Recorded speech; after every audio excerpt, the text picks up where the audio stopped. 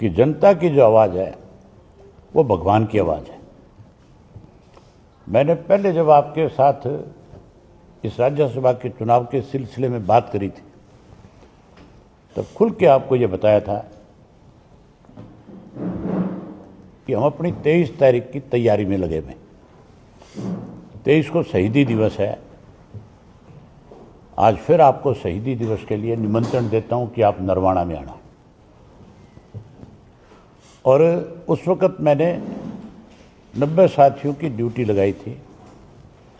90 के 90 विधानसभा क्षेत्र में लोगों को जाकर के निमंत्रण देने की। उनसे ये कहा था कि जहां आप निमंत्रण देकर के आओ वहां आप लोगों से ये पूछना खुल करके कि राज्यसभा का चुनाव है और 3 उम्मीदवार खड़े हैं, जिसमें 2 बीजेपी के और 1 कांग्रेस का। बीजेपी ने कहा तो ये कि समर्थित है, लेकिन वो उनकी पार्टी के पदाधिकारी। और मैंने आपसे कहा था कि मैं उन साथियों की राय जान करके फिर फैसला करेंगे कि हमने किसको अपना वोट कास्ट करना। उन सब की एक राय थी, आम जनता की आवाज़ थी कि आपको कांग्रेस से भी और बीजेपी से, दोनों से दूरी बनानी चाहिए। अब जनता की आवाज़ को मैं कैसे नकार सकता हूं? इसलिए मैंने जनता की जो आवाज़ है उस पर यह फैसला लिया हमारी पार्टी ने कि हम इस चुनाव से दूरी बना करके रखेंगे। हमारे दोनों विधायक वोट कास्ट करने की बजाय दूरी बनाने का काम करेंगे। हम अब्सटेन करेंगे। उसके कई कारण हैं। मुझे आज भी बहुत सारे साथियों के फोन आए। बहुत सारों ने मुझसे कहा कि आप फलां को वोट करें, आप फलां को वोट करें। कांग्रेस से तो हमारी पहले दिन से दूरी थी और इस 1 वर्ष में भारतीय जनता पार्टी का जो रवैया था, जिस ढंग से बीजेपी ने जात पात मजहब की राजनीति करी है और अब की बार तो हदें पार करी। एक इनका मेंबर पार्लियामेंट, राज्यसभा का मेंबर जो जांगड़ा है, जो जा रहा है, उसकी आप पीछे की अगर वीडियो देखोगे सोशल मीडिया पे, जिस तरह से उसने बोला है चौधरी देवीलाल जी के बारे में, चौटाला साहब के बारे में और हमारी पार्टी के बारे में, उसी तरह से फिर बीजेपी का एक विधायक है राम कुमार गौतम, जिस भाषा का उसने प्रयोग किया, इनकी पार्टी को उसके ऊपर एक्शन लेना चाहिए था कि आप किसी व्यक्तिगत विशेष के ऊपर कोई टिप्पणी नहीं कर सकते।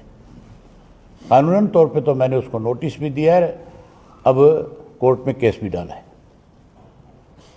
तीसरा, जो कृष्ण बेदीन का एक मंत्री है, जो भाषा उसकी रही है, वो मेरे से क्या उम्मीद कर सकते हैं कि मुझे कोई गाली देने वाला मुझसे कैसे वोट मांग सकता है? कांग्रेस में भी इसी तरह की भाषा बोलने वाले कई लोग हैं।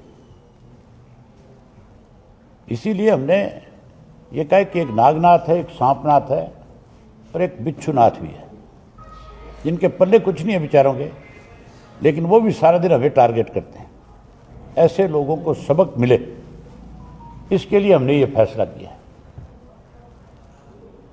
मेरी ख्याल मेरे इस फैसले से प्रदेश की जनता जो है इस पे जरूर सोचेगी। आपको 23 तारीख का फिर निमंत्रण है। 23 को आप आओ। 23 तारीख को आप देखना किस तरह से प्रदेश में लगातार बदलाव हो रहे हैं। कांग्रेस की तरफ से बड़े दावे किए गए थे। ये कहा गया था कांग्रेस की तरफ से कि हमारे 37 के 37 चट्टान की तरह मजबूत हैं। हुड्डा साहब ने तो ये भी कहा कि 37 की जगह हमारे 39 भी हो सकते हैं। मुझे नहीं लगता 5 बजे जब काउंटिंग होगी इनके 30 का भी आंकड़ा पार कर पाए। आज जिस तरीके से चुने हुए लोगों की हॉर्स ट्रेडिंग की जा रही है, इससे राजनीतिक दलों से लोगों का विश्वास खत्म हो जाएगा। वोट खरीद फरोख्त करना भी एक पाप है, राजनीति पे एक कलंक है। अपनी मर्जी से कोई किसी को वोट कास्ट करे, वो बात तो ठीक है, जायज़ है। कई दफ़ा कोई कैंडिडेट किसी को पसंद नहीं है, कई दफ़ा पार्टी का फैसला पसंद नहीं होता, लेकिन किसी को आप लालच दो और उसकी चर्चाएं सोशल मीडिया पे चले, आम लोगों में चले कि इतने इतने करोड़ रुपए दे करके खरीद फरोख्त की गई है, उससे भी उस पार्टी की लोकप्रियता कम होती है, बढ़ती नहीं है। और जिस पार्टी का बिकता है उस पार्टी पे भी सवालिया निशान लगता है कि इन लोगों ने जब कैंडिडेट बनाए अपने विधानसभा के, लोकसभा के, तो इन्होंने ये पहचान नहीं करी कि पार्टी के प्रति कितने वफादार रहे। इससे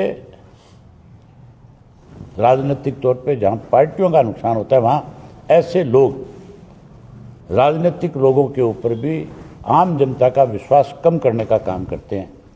इसलिए ये सारी चीज़ें भी नहीं होनी चाहिए। अगर इस तरह की कहीं कोई बात आती है तो इलेक्शन कमीशन को उसके ऊपर संज्ञान लेना चाहिए।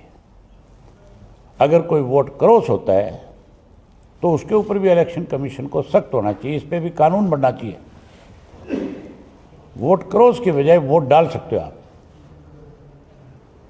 अगर कोई क्रॉस करता है और जानबूझ करके कुछ ऐसा करता है तो जैसे सजा याफ्ता को 6 वर्ष तक चुनाव नहीं लड़ सकता, इसी तरह इन पे भी ऐसी पाबंदी हो कि ये लोग फिर दोबारा चुनाव ना लड़ सकें, तब जाकर के कोई सुधार होगा।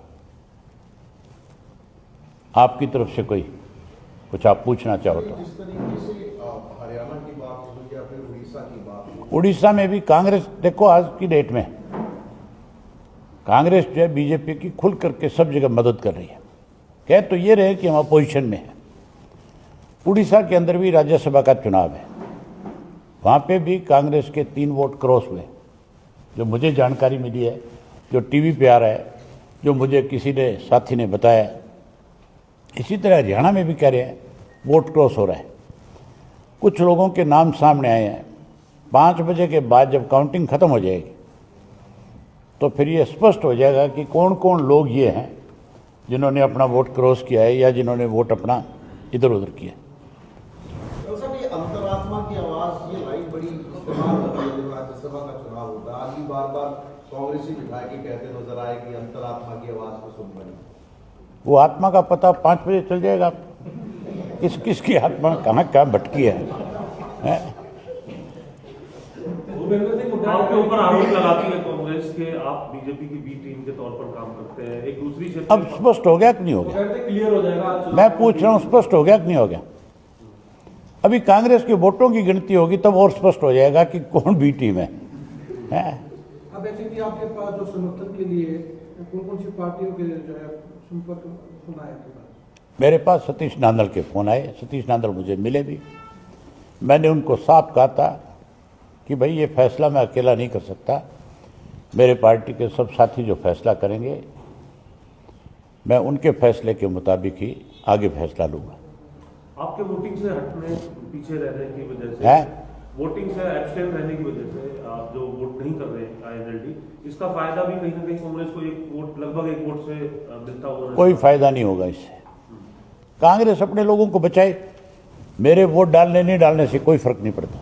अगर वो अपने 37 के 37 वोट डलवाते हैं तो मेरे वोट का तो डालूं नहीं डालूं उससे कांग्रेस को क्या फायदा नुकसान है? सर, इस बार विधानसभा का जो उम्मीदवार कांग्रेस ने बनाया वो एक ऐसे नेता को उम्मीदवार बना दिया जो मतलब यहाँ की गुटबाजी से कह सकते हैं किसी से जुड़े हुए नहीं थे। भूपेंद्र सिंह हुड्डा विधायकों के नेता है, उनके ऊपर जवाबदेही जिम्मेदारी है सर कि अपने सभी विधायकों के वोट जो है वो उम्मीदवारों पक्ष में करवाएं। जिम्मेवारी तो हुड्डा जब अपोजिशन लीडर है और हुड्डा ने ही जब टिकट वितरण में सबसे बड़ी भूमिका निभाई है तो जिम्मेवारी भी भूपेंद्र सिंह हुड्डा की ही बनती है। अगर कोई भी क्रॉस वोट करता है तो उसके लिए भी चौधरी भूपेंद्र सिंह हुड्डा ही जिम्मेवार होगा, कोई और दूसरा व्यक्ति थोड़ा ही हो सकता है। कारण क्या सर, आपको लगा है? हरियाणा में खेला होगा। आप लोग ही बता रहे थे मुझे अभी थोड़ी देर पहले कि 4-5 तो कर गए। आप वहां नहीं हो क्या है क्या? तो कौन कौन कर गया बताओ तो सही। मैं आपको लिख करके एक पर्ची दे देता हूं, 5 बजे के बाद उसको पढ़ लेना। ये तो पूरे प्रदेश में एक चर्चा का विषय है। आपके प्रेस के तो सब साथी बता रहे हैं कि किस तरह से भूपेंद्र सिंह हुड्डा अपने ही विधायकों के साथ वोट के वक्त में जब वोट डाल रहे थे तो उलझ रहे थे उनसे। अगर वो उन पे उलझ रहे थे तो फिर मान के चलो कोई खेल हो रहा है तभी उलझ रहे होंगे। आपने सर कितने लोगों से फीडबैक लिया, नेताओं से फीडबैक लिया, कब से ये सिलसिला? मैंने हजारों लोगों से, हमारे सुनो ना, हमारे 90 लोग जो हैं, मैंने 90 विधानसभा क्षेत्र में एक ऑब्जर्वर के रूप में लगाए हुए हैं, जो हमारे वहाँ के हल्का के अध्यक्ष और दूसरे जो हमारे अलग अलग प्रकोष्ठों के अध्यक्ष हैं, उनके साथ मिलकर के गांव-गांव में 23 तारीख का न्योता दे रहे हैं, निमंत्रण दे रहे हैं।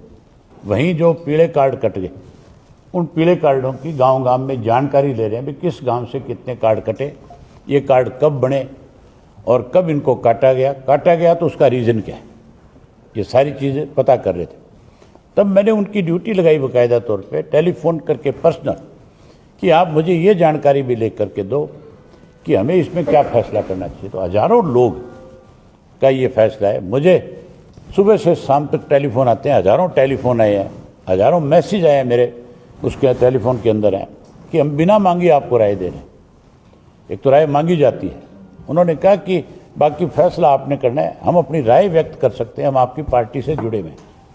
सबकी राय थी, सबकी क्या 99.9 की यही राय थी कि भाई आपको दूरी बना करके रखनी चाहिए, आपको किसी पे भी विश्वास नहीं करना चाहिए। ये दोनों पार्टियां जो है मिलकर के इस प्रदेश को कमज़ोर कर रही है। 2 नहीं 3 थी, एक का तो मामला साफ हो गया, ये 2 बचे हैं, कहते हैं इनको 2029 में हम साफ कर दें।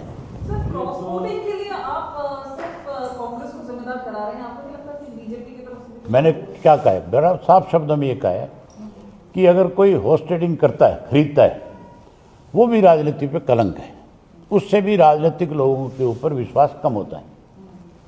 अगर कोई खरीदेगा तो इसका मतलब वो खरीद फरोख्त करके कहीं अपनी ताकत तो बढ़ा रहा है, लेकिन राजनीतिक लोगों के ऊपर से लोगों का विश्वास कम कर रहा है। चौधरी वीरेंद्र सिंह कहते थे सर 100 करोड़ रुपए लगते हैं। अब सामने आ गया कि नहीं आ गया?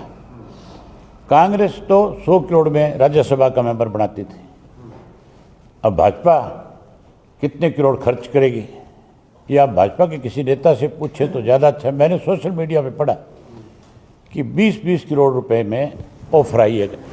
जो ऑब्जर्वर आया हुआ है कांग्रेस का बीके हरिप्रसाद, उसका भी मैंने एक पढ़ा, वो भी कह रहा था कि हमारे विधायकों को 20-20 करोड़ रुपए की ऑफर दी गई है। तो बीके हरिप्रसाद को भी क्लियर करना चाहिए कि कौन से विधायक को ऑफर मिली है तो उस विधायक को सामने ले, प्रेस के सामने ले जाकर के FIR लॉन्च कराए, ताकि ऐसे लोगों पे इस चीज़ का दबाव बने कि आइंदा वो इस तरह की शरारत ना करें। नांदल के लिए सर कोई बीजेपी नेता ने भी संपर्क की थी, कन्वेंशन की थी आपसे कोई संपर्क करके, या सिर्फ नांदल ने बात की थी? नहीं, मुझे कई लोगों ने संपर्क किया और नांदल ने मुझसे 2-3 दफ़ा संपर्क किया। मैंने उनको साफ कहा कि फैसला मेरी पार्टी के सब साथी बैठ करके करेंगे। ठीक है।